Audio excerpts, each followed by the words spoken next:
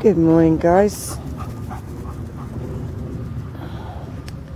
I'm down at the Tree Museum, Cash's Lane Park, just down the road from me. But there's so much noise going on up there. They're putting a new pathway through,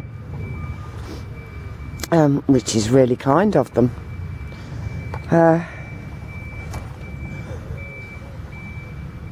But it's noisy. What time is it? Let's see. 7:46. And it's Thursday today. Do you know, I've got no idea about days at all. It's just moments all strung together. Yes. Well, yesterday it happened at a different time, but Jamie and Tanisha came round with their beautiful little baby girl, and I'd been working in the shop all day, and I went home and they came, and oh my God, there is just something so beautiful about newborns, isn't there? It's all prickly down here. But aside from that, there was something so familiar about her. Now, her name is Koyana, which I've never heard of before. It's a bit of a mouthful. But, you know, it's up to parents to choose the child's name. So, I'm sure I will get used to it. Koyana. It was like Nevaeh when she was born. It was, I don't understand Nevaeh. I kept getting it wrong, you know. And Jamie kept saying to me, "It's heaven spelt backwards, Granny." And I was like, oh, okay, I need to remember that. So Koyana. Right. But something amazing about this little baby. I held her, and she was so familiar to me. Do you know what I mean, guys? It was as if I'd known her for eternity. Maybe I have, I don't know, but there was something just so familiar about her. Everything about her. And I was so glad to see her. Yes, I was. I just, it wasn't what I expected. And it kind of surprised me a little bit. It was as if I was holding Faye and Rebecca, rolled into this one child. And she has my father's cleft in her chin, dimple in her chin. It's wonderful. So yeah, oh, look at Shania's little den now. Why are they all Shania, Nevaeh, Koyana? It's weird, isn't it? Shania. And Tanisha is breastfeeding, thankfully and wonderfully, and she, my goodness, was just overflowing, and this baby was just like woohoo. I just had the best time. And I said to Tanisha, she's just adorable. I could feel this really strong connection with her. Like diamonds. A lot more painful to tread on, I would imagine. And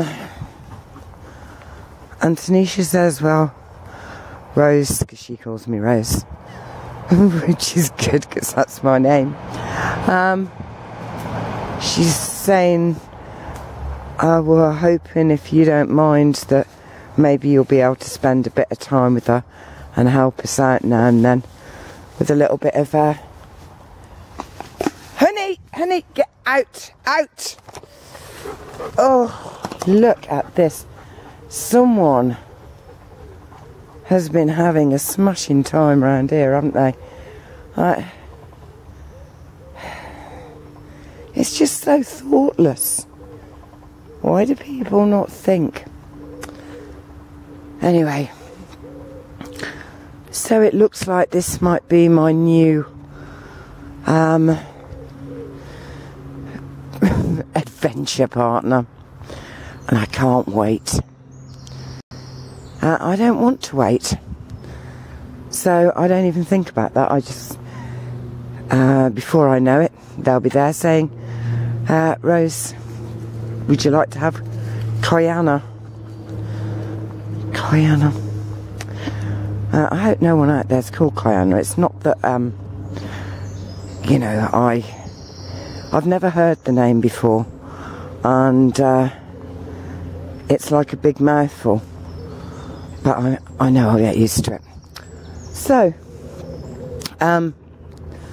that's the news from that front. But this familiarity really got to me. You know, there was nothing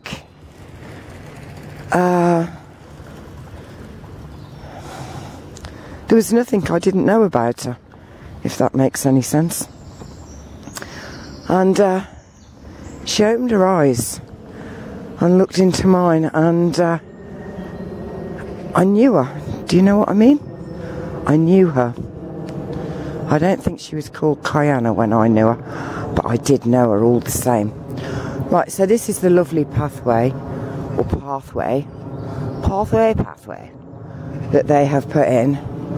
It looks big enough to drive a car down to me, and I don't understand that, because it used to be that we had terrible, well, I didn't, but there was trouble here with people driving stolen cars in and setting them on fire.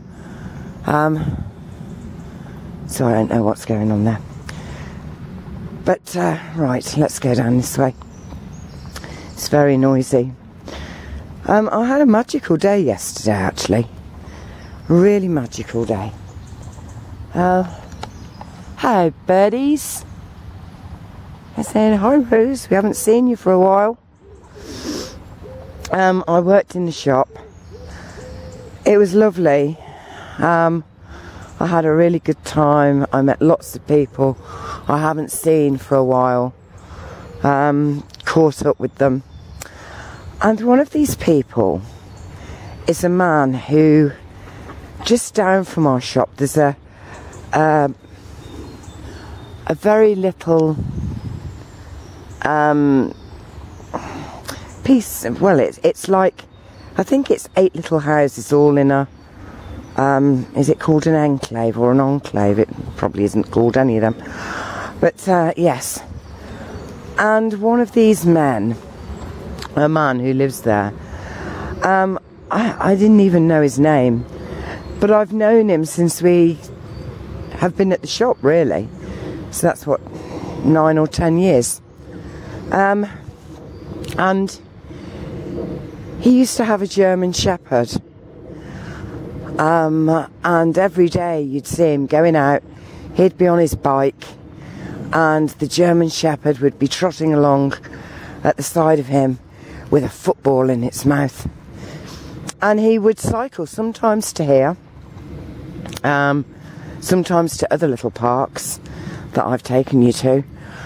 Sometimes it'd be along the canal bank.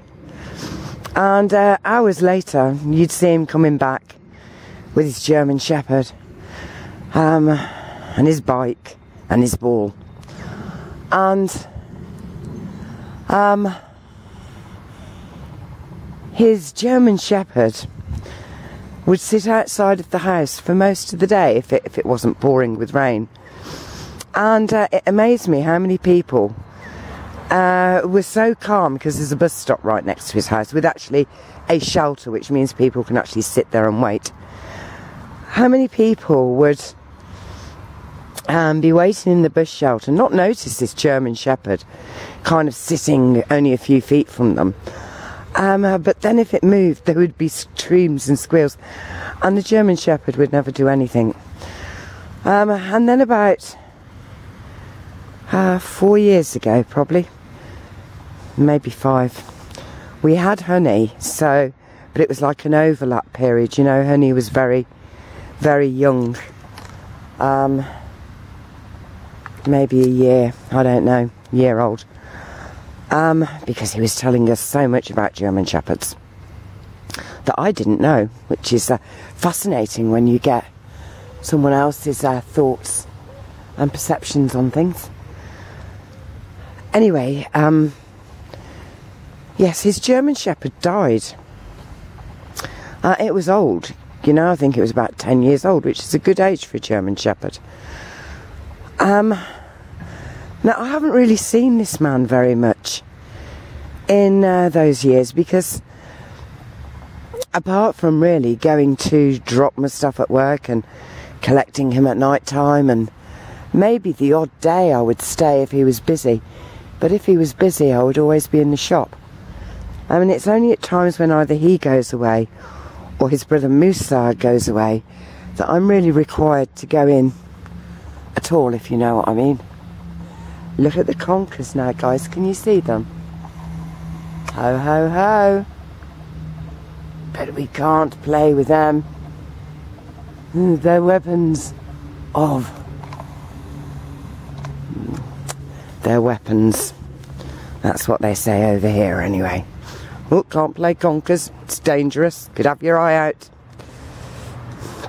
And then they think nothing of dropping depleted plutonium or some eon on children. It makes me laugh, really. It's the hypocrisy. It's just sickening. I'm going to say laughable because I'm watching the words I use from now on. I am an NLP master, and it's time I started to behave like one. So,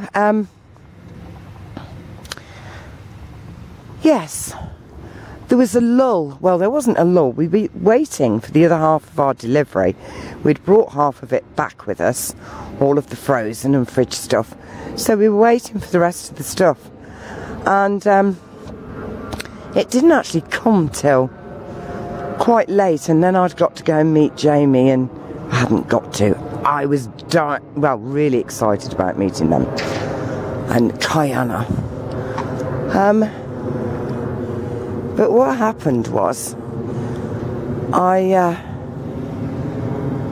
parked the van, Shirl, a little way down the street. And as I walked down, hello, you hear it? My babies, David. As I walked down, the man came out. And he was going, hello, how are you? So we were kind of catching up. And I said to him, you know, how have you been? And he said, I'm just waiting now. And I said, are you? What are you waiting for? So he said, I'm just waiting to die. I said, oh, have you been waiting long?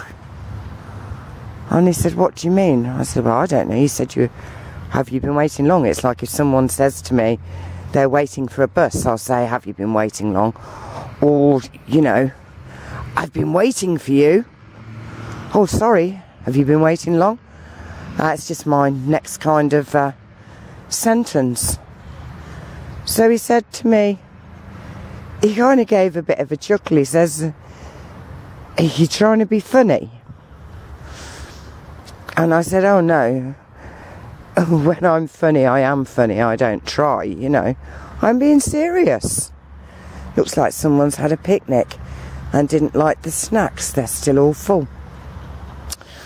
I I bet you must all wonder, why doesn't she pick these things up and take them?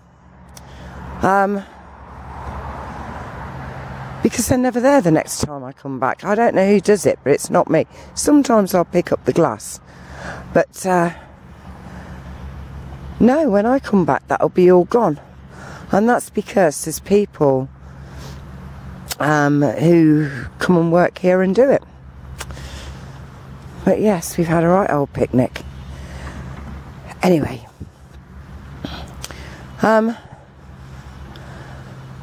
So I said to him, how long have you been waiting? And he went all kind of limp.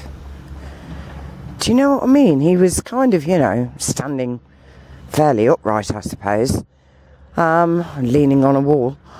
And then he kind of went a bit limp. And he says, well, probably for 5 years I've been waiting. And I says, oh, goodness me. I said, that's a long while, isn't it? And I said to him, what do you do when you're waiting to die? And he said, well, you see, it's like this. The specialists told me 5 years ago that I had a serious heart condition. He says, and I have had 2 heart attacks. He said, and he was reeling off all these things that's wrong with him.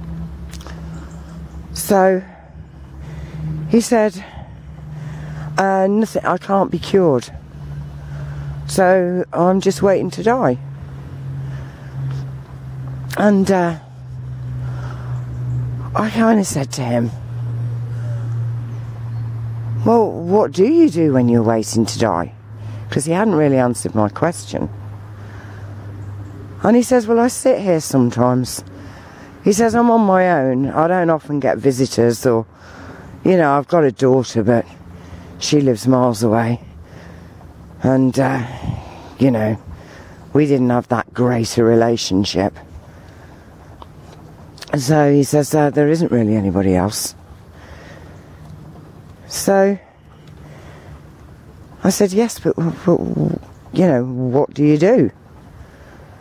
So he says, well, you know, some days I'm just exhausted. I can't move. I can't get out. My legs just won't work. So I said to him, I don't know why you're believing them. I said, when did they tell you this? He says, 5 years ago. I says, listen, if you wanted to go into town and you needed to catch a bus, I said, you'd go and stand at the bus stop and you might wait for 10 minutes or you might wait for half an hour or you might even wait for 2 hours. I said, but after that, you'd kind of think to yourself, do you know what, this bus isn't going to come. No, this bus isn't going to come. Or you think something like, hey, do you know what, I'll walk. And he said, you're right, you know. I said, oh, good, I'm glad I'm right, because most of the time I'm wrong.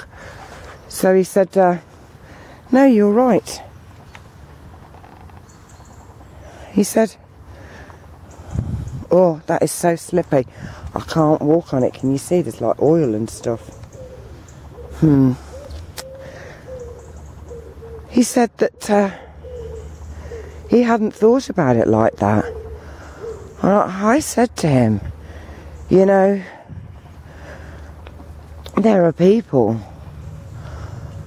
who are locked in prisons, in prison cells, but they still have, you know, a good life.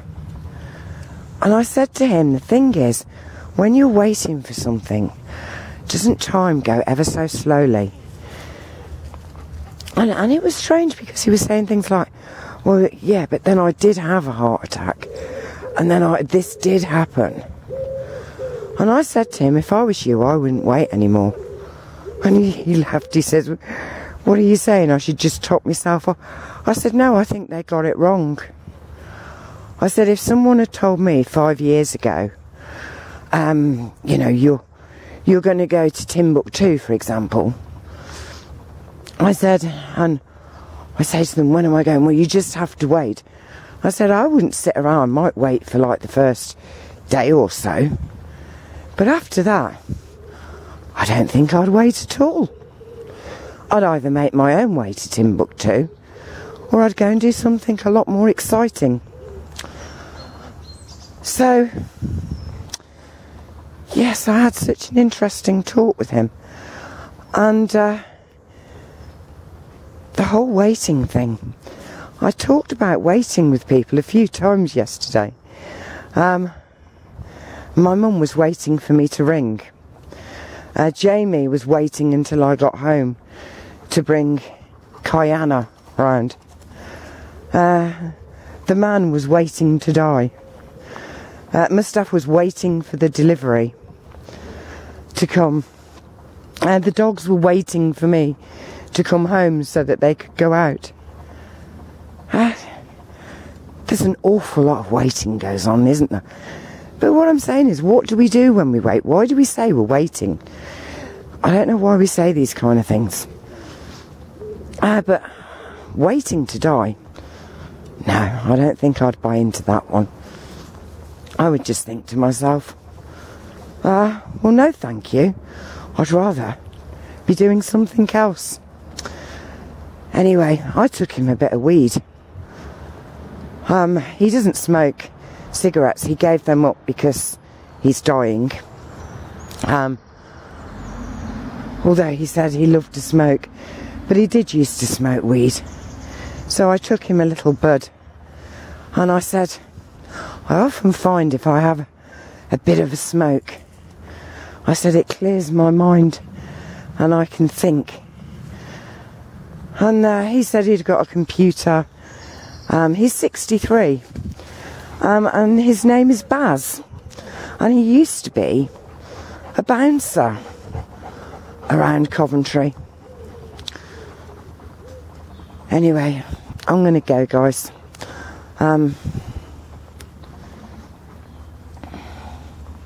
Footpath closed. You'll have to wait for the new one to open. Now, I mean, are people just going to queue up and say, I'm waiting? Yeah. Anyway, I said to Baz, well, I could be doing quite a bit of work now at the shop for my stuff. I said, so I'll see you again. And he says, yes, that'd be lovely. And I said, you know, if I was you, just don't wait anymore. Just get on with living, because I think they got it wrong. Anyway, guys, if I've got my camera, hello? Yes, I am, and we managed to see him. I'll say hello.